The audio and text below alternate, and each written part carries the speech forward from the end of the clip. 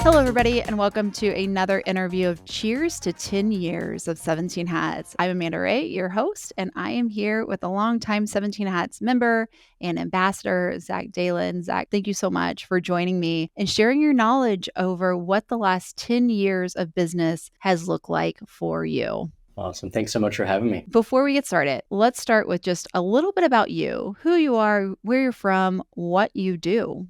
My name is Zach Dalin. I am a wedding and portrait photographer based in St. Louis, Missouri, and I do focus a lot of my time and effort on wedding and portrait work.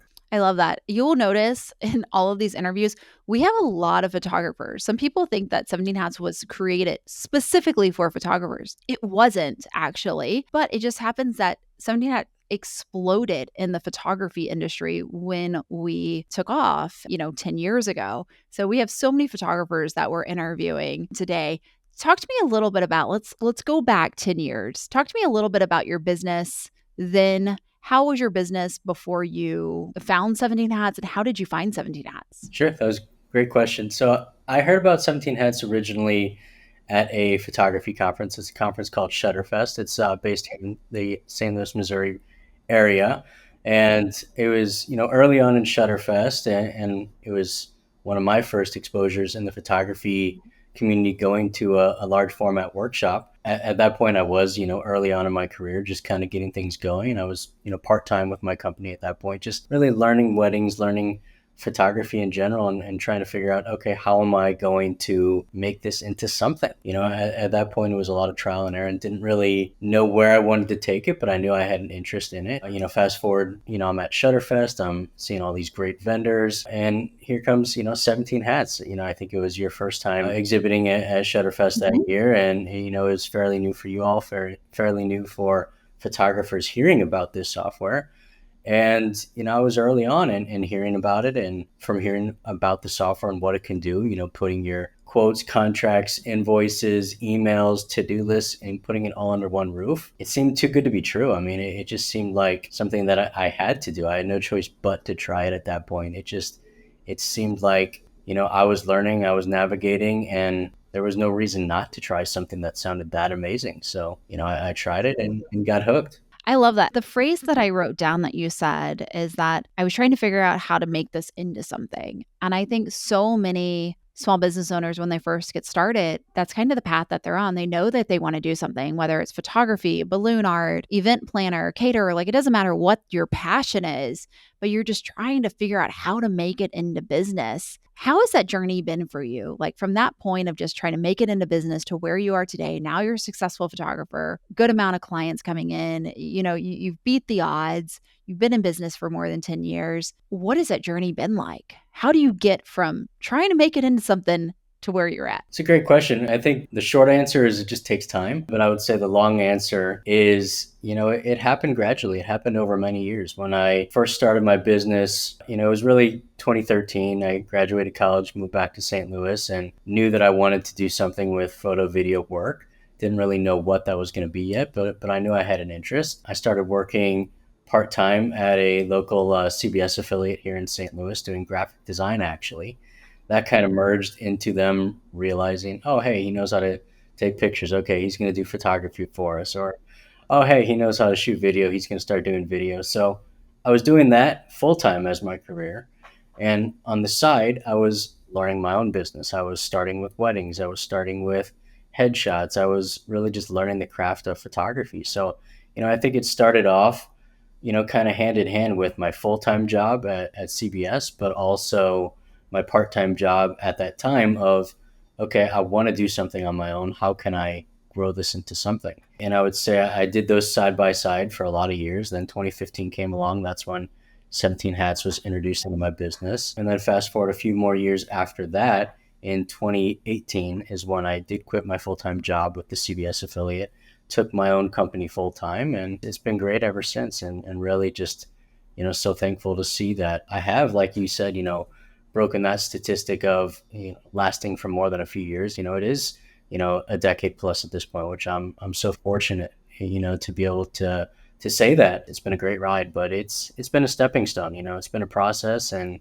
hitting milestones every year, hitting new challenges every year. But it's been, an amazing journey. How do you keep yourself growing, right? So you talk about stepping stones and you talk about milestones.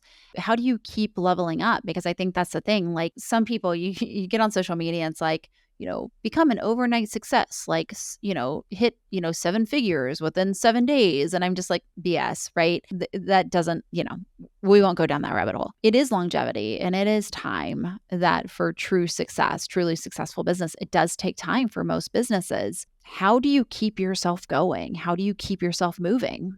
Yeah, it's a great question. I think there's a few ways that I do that. I mean, I've always been kind of entrepreneurial in nature. My dad is a second generation business owner. My brother's now in business with him as well. So I think, just being around like-minded business owners, in my family, I think that's one thing that's always kind of kept me moving forward and really striving to do the best that I could do and grow my business. So that's part of it, is just being surrounded by it. But I think the other part is really just always striving to do better. I feel like, yeah, maybe I have been doing this for 10 years, but I love learning. I love learning new things. I love trying new things. I love expanding into different genres, into different types of work that maybe I hadn't done or hadn't done a lot of. So I think it's always just wanting to level up and wanting to do more. And a lot of business owners see that as a financial thing. Yeah, I want to grow every year. I want to make more money that year, the next year, the next year. Absolutely, that's a piece of it. I think more so for me, it's how can I do better work every year? How can I level up what I'm doing? I mean, I could look at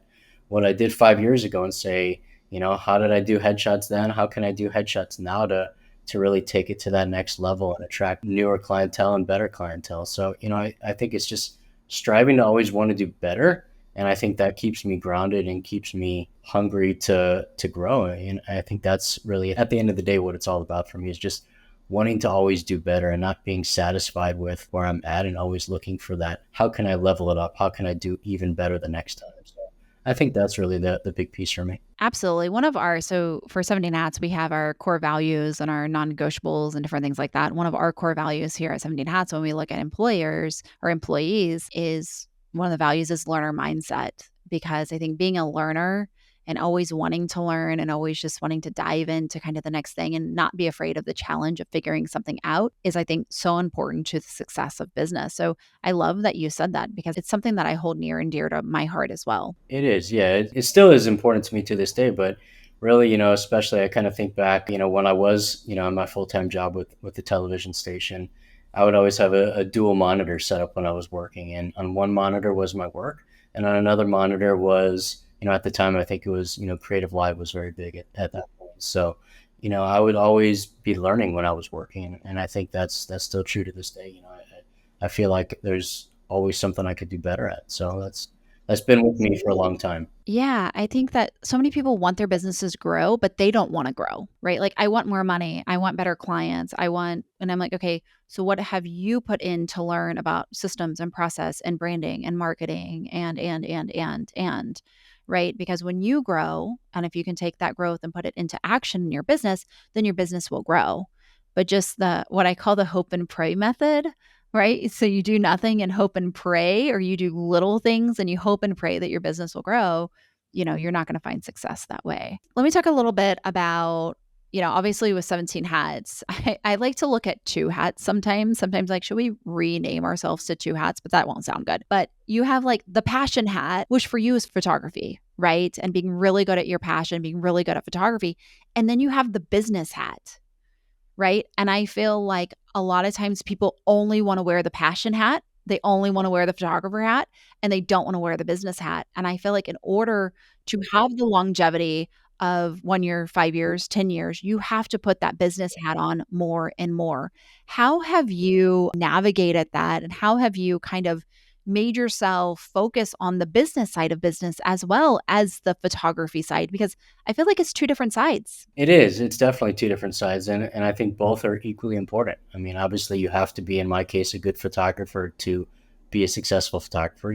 Ultimately, your work has to look good, but at the end of the day, if you're not a good business person and business owner, I mean, you're definitely not going to succeed at that point. So, I think having that business mindset and that business hat is extremely important. And I think in many ways, you need to be a better business person than, in my case, a photographer. So I think, being a business person and a good business person, and striving to have processes in place and really keep your, per se, organized, I think that's so important. I think having a system like 17 Hats is a great way to do that, because if you're not an organized business owner, and there's no way it's going to work. I agree. I agree. I think it's just so important. Like people are not wearing the business hat enough, right? To really see the success and growth that they want.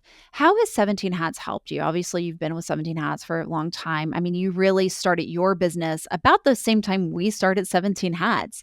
So, how has 17 Hats helped you achieve the success that you have today? I think it's been transformational to my success. I think there's so many parts to business, from the initial consult, the initial communication with a lead, to going through, to a quote, to a contract, to getting paid, to delivering final product. And I think there's a lot of steps involved. And if you don't have a process that's both checking those steps off, you're going to probably miss something. But it's also about giving that same experience to everyone. You don't want to provide a good experience to one client, but then skip 3 steps to the next client and drop the ball a few times, because then ultimately your customer service is really not going to be up to par, and you're going to be missing things. So I think ultimately, a system like 17 Hats allows me as a business owner to be accountable to myself and to the processes that I've set up. And I think it makes sure that I'm not missing things when I'm working with clients. It's making sure I'm checking all those boxes. That's been transformational for my business, because if I'm missing things and I'm dropping the ball left and right,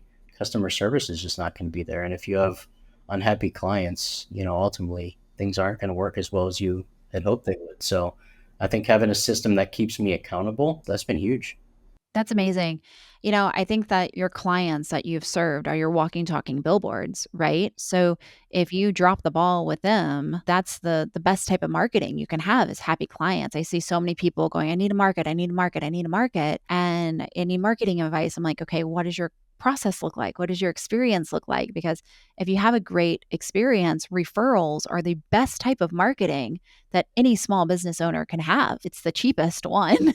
And they're usually vetted so they convert faster. And so I love that you brought this up, because I think it's such a point that many people forget about, is that a happy client should be a part of your marketing strategy. It is. It is. And if you're skipping parts along the way, ultimately they're not going to be as satisfied as you would want them to be. So if you have a system like 17 Hats that is giving you the same workflow from start to finish for every single client that you work with, it's just going to provide a better client experience. And it's also going to keep you accountable. It makes sure that I'm delivering client work on time, and it's keeping myself accountable as well, which is also important. Well, and that was the other word I wrote down, was accountability and accountable, because I have not, in all my conversations I've had, I have not heard somebody put it this way, of 17 Hats keeps me accountable. And that just hit. It does. When you log into the dashboard, 17hats.com, and you see everything right there at a glance, you see what you have to take care of. Pretty much every morning I'm on the dashboard, I'm seeing what I have to do, I'm checking off the things that need to be there, and it is helping me be accountable, because I'm human. We're all going to make mistakes. And, if you don't have a system showing you what needs to happen, I'm a person that, my life is run by my calendar and my processes. If it's not written down, if it's not in front of me, I'm probably going to forget about it. The fact that I have it all on that dashboard right there in front of me, it does keep me accountable. And it keeps you not just to yourself too, but to your clients. Like when you say, hey, I'm going to deliver this in 2 days or 3 days or 5 days, or I'm going to call you tomorrow, or whatever it is in your process. I mean, sure, it's nice to binge watch Netflix or sleep on your couch, or, as entrepreneurs, we get really distracted by like the shiny item, right? Like the new tool or AI or whatever this fun thing is. And we can lose ourselves in that sometimes. And then we forget these really important things, such as taking care of our clients. And so I love that, it is holding you accountable in that way and keeping you moving and grooving. So with that said, I have to ask, I think I know the answer to this, but inside of 17 Hats, obviously you use the dashboard. What's your favorite features? I'd say the favorite feature, well, I have two. I would say one would be the fact that I could do quote, contract, and invoice right on the same link. You don't have to be sending clients a million emails, a million different links, and saying, hey, click this one, then go back to your email, find this one. It's all right there. They click the quote, they accept it, instantly you get the contract, you sign it, instantly you get the invoice. It's right there in front of them. There's no guesswork. So I would say that's one standout feature for sure that I love. The other would be workflows. I think, That was my guess. That was yeah, my going guess. back to the conversation we just talked about with accountability, I have workflows that years ago that I purchased on the marketplace. And, I've customized a little bit here and there, but, they were workflows that really worked for me and worked for what I wanted to do. And things run on autopilot. I sign on a client, they, do the quote, contract, invoice, and then I activate a workflow. And then from there, it's on autopilot. It keeps me doing the steps that need to happen, and I don't have to think about, oh, did I do this part, did I do that part? The workflow is active. I know where I'm at in the workflow every single time. I love that. I mean, I think workflows are such a powerful thing. Some people are really scared of them because it is automation. It's holding you accountable, just as you said. I did a webinar earlier this morning and I said, a lot of people love process, like they like to build process and they love the idea of process, but they don't want to actually do the process, right? Because again, going back to the word you said, accountability, a workflow or a process does hold you accountable and it does keep you moving and grooving. But I think it's just so important in your business and also your business growth and your own mental sanity sometimes as well. And I know we talk about this all the time with automation, but it's with those workflows in place, I'm literally able to, make money while I sleep. I mean, it's that automated where I can be hands off in certain things and my business is running. I'm getting contracts signed, I'm getting invoices paid. And it could literally be the middle of the night. I could literally be sleeping and my business is running itself. So that's been a huge part for me, is those workflows and just having that automation. That's by far one of the best features for me. I love that. And I think when you go and you automate, right, things, those tedious tasks that you were having to do manually, once you put those on automation, it frees up so much time. So talk to me a little bit about that, the time saving that you've gotten and what you've been able to do with that time. Obviously, a huge time saver when you're using automation, when you're using pre-scripted out emails. And people get scared about, oh, I don't want to make my emails sound like they're automated, or I don't want to make my emails sound like it's robotic or not me. But you write it in the tone of voice that you would typically write your emails in, and it makes it sound like it's actually you. Maybe it's 17 Hats sending it on your behalf at a certain automated time, but it still is you writing it. So when people are, scared of, oh, I don't like automation because I don't think it's going to sound like me anymore. No, you can absolutely make it sound like you. I think that's just fear. Like I think people say that because they're fearful to take the step. It's just fear coming out. It is. But to that point, and I think the time savings of that is huge. I mean, if I was writing the exact same email over and over and over, time in and time out, I mean, that's hours of my week probably when you add it all up. If I'm either writing things by hand or even just going to a Word doc and copy pasting, I mean, even that, I mean, so much time is just wasted by trying to find all those things. Whereas I could literally just push a button to start the workflow and then everything is just going out. It's saving me hours of time every week. Amazing. I have two questions left for you. Actually, three, but the last one's super simple. Two questions for you. These are the same two questions I've asked every single person at the end. First one is mindset. I feel like mindset and having the proper mindset is huge to longevity in business. Talk to me a little bit about your mindset over the years and kind of who you've had to become to find the success that you have found. That's a great question. I think mindset shifts. I mean, I think when you need inspiration, I'm looking at other great entrepreneurs and business owners and successful people on YouTube, on social media, and I'm kind of learning what they're doing and I'm incorporating some of that into my daily practices and my daily life. So I think some of that is learning from others when I need a mindset shift and really getting inspired by others. But I think also is my mindset changes throughout the year. I mean, I think, at the beginning of every year, well, I guess really towards the end of every year, I'm creating a kind of a roadmap for where I want the next upcoming year to look like. And I think that's critically important to kind of plan out where you want to go. And I think that kind of gets me in the right mindset for the future year. And then I am, throughout that next year, referencing that document closely throughout the year. And sometimes things happen, sometimes they don't happen. And you kind of change and kind of roll with it and roll with the punches. But I think to that point, mindset shifts, based upon where the business is at, what things are needed at that time, what things are working, what things aren't working. And as a business owner, you just have to kind of get inspired and find new ways to make something work right and kind of get to that solution that you're looking for. So I think my mindset, it shifts around depending on how things are going and ultimately where I need to find inspiration. And seasonality too. I mean, you just brought up a really great point. The mindset kind of at the end of the year, going into the beginning of the year versus summer versus, kicking back up with fall. All of it shifts and that's okay. That's really awesome. Next question for you is new business owner coming in first couple years of business, like taking you back 10 years, right? What would you tell yourself or what would you tell a new business owner? What advice do you have to get them to where you are today? I would say, as cliche as it sounds, but dream big. Really figure out where you want to go with the business. Write those down so you could be accountable, and then ultimately figure out how you're going to get there. It's going to take time. It's not going to be an overnight transformation, but dream big and really learn to take some risks. I think everyone is in a different place in life, but I think kind of that tipping point for me, which is a tipping point for a lot of people, is when you quit your job and you want to take your part-time job full-time. That's terrifying. And in my case, it absolutely was terrifying. And it took me, a while to really make that dive and to do it. But I would say dream big and don't be afraid to take those risks because, the risks have to happen to see reward. Now, don't be reckless with it. Do it slowly, do it methodically, but that list of goals and figure out how to attain it with, a little bit of risk involved. You gotta take some chances to get where you want to be. I love that. Zach, if somebody wants to learn more about you, somebody wants to follow you, where do they go? People can find me in my website, zachdalin.com. You can find me on all the social media at Zach Dalin.